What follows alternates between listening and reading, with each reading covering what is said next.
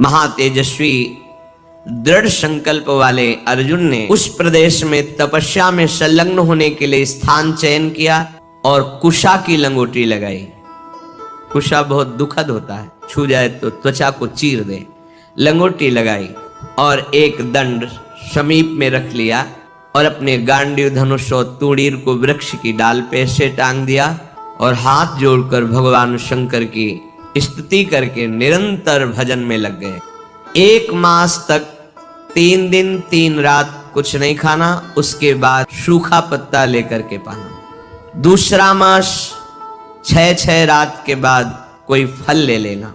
तीसरा महीना 15 दिन 15 रात व्यतीत होने के बाद एक बार कुछ फल ले लेना। चौथे महीने में केवल जल पीकर रहना, फिर जल भी छोड़कर केवल वायु श्वास बस।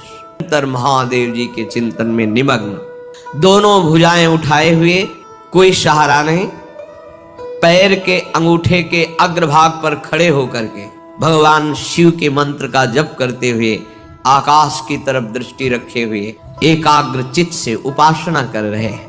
तदनंतर अर्जुन की भयंकर तपस्या को देख करके वहां रहने वाले जितने ब्रह्म ऋषि थे सब भगवान पिनाक पाणी महादेव जी के समीप गए और महादेव जी को प्रणाम करके कहा, देवाधिदेव अर्जुन आपके लिए महान तपस्या से युक्त होकर के उपासना कर रहे हैं।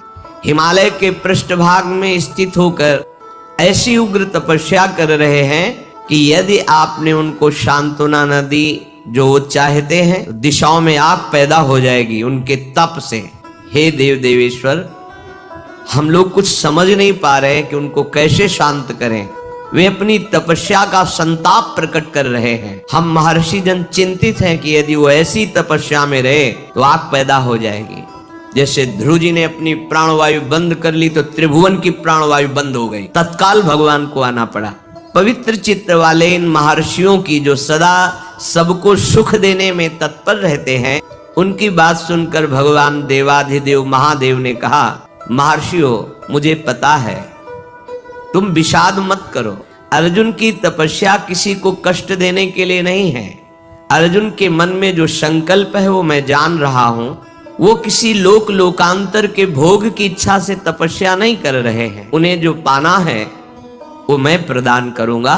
तुम सब शांत चित्त होकर अपने अपने भजन में लगो जाकर। भगवान शंकर का ये वचन सुनकर जितने ब्रह्मर्षि आए हुए थे सब प्रणाम करके अपनी अपनी कुटिया को गए।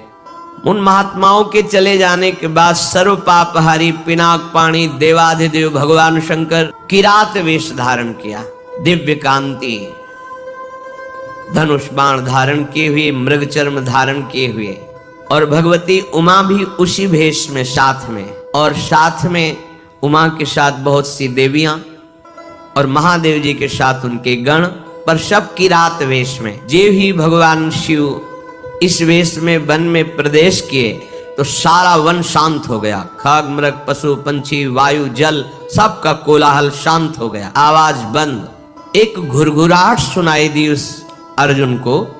आकाश दृष्टि करके मंत्र जप कर रहे थे, दृष्टि घुमाई तो देखा एक विशाल सुअर उनको मारने के लिए तीव्र गति से आ रहा है। तत्काल अर्जुन ने अपने गांडीव धनुष को उठाया और प्रत्यंचा चढ़ाकर टंकार की, जिसकी ध्वनि उस शांत वन में गूंज गई।